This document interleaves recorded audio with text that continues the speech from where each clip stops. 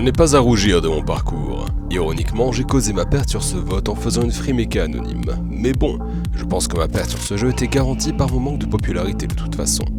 Je vais en profiter pour régler certaines choses dont je ne pouvais pas m'occuper sur l'île Rose. Si quelqu'un veut me contacter, cherchez Greg. Il a un bureau dans mes geôles sur l'île Rose et il a mon numéro de téléphone. Si vous n'êtes pas sur l'île, vous pouvez rejoindre mes geôles par le Nether. Bonne chance à toutes! De retour aux terres de légende, un courrier qui a l'air urgent écrit dans l'urgence que nous devons déchiffrer urgemment. Tout semble annoncer que l'épreuve est sous le signe de l'urgence. C'est pourquoi nous allons sagement patienter le temps de contempler le confessionnal. C'était quand même une super idée de réparer ce truc. Oups, sinon putain mon livre, je vais réclamer des dédommagements, non mais oh.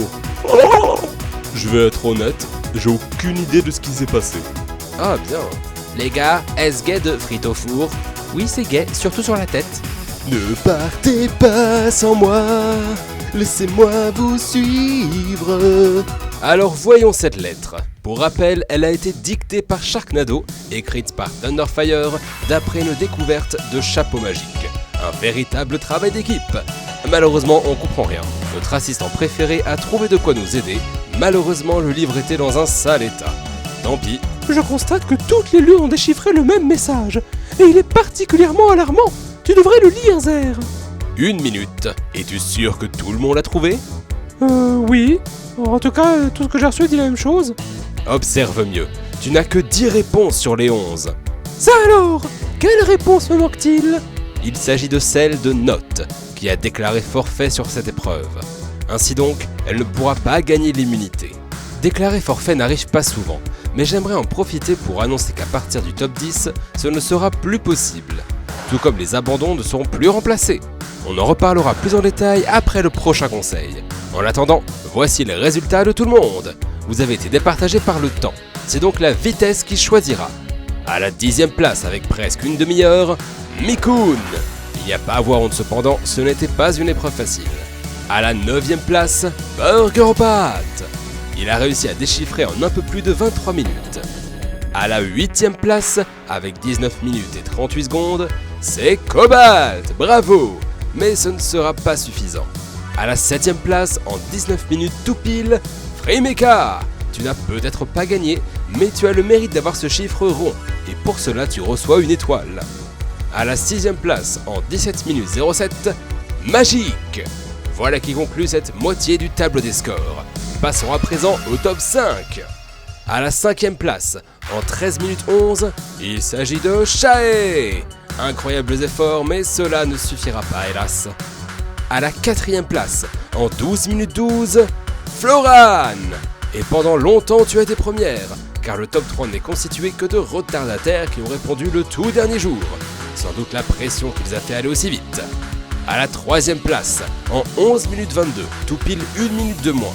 La médaille de bronze est pour Tiarno de chez Mario. Wow. Bon, je sens que j'ai un truc à m'assassiner, donc je vais passer aux résultats finaux, ce que tout le monde attend. Il ne reste que 2 lions dont je n'ai pas dévoilé le score. Qui de Soleil ou Clotolf a été la plus rapide? Les deux ont mis moins de 10 minutes, ce qui est absolument incroyable. Bravo!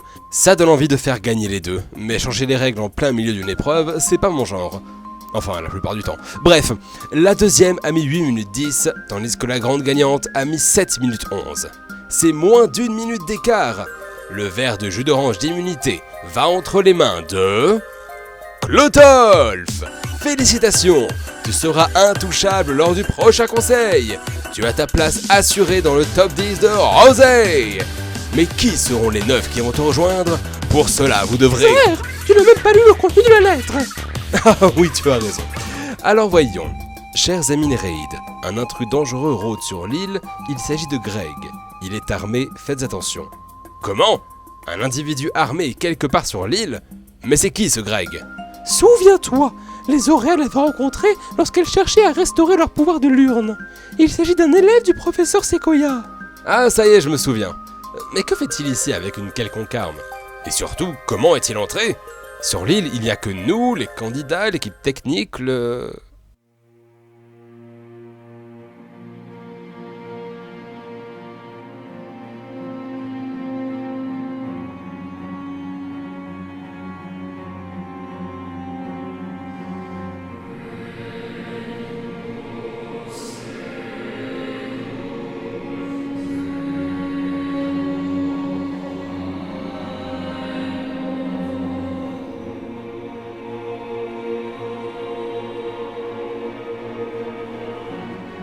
Toi, tu t'es d'abord fait passer pour un membre de l'équipe de rénovation de l'île.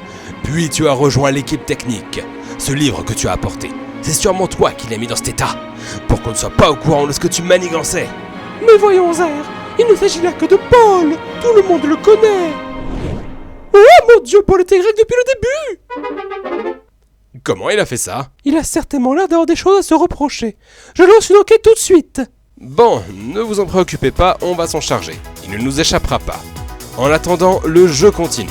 Clotolf a l'immunité, vous êtes donc déséligible à l'élimination.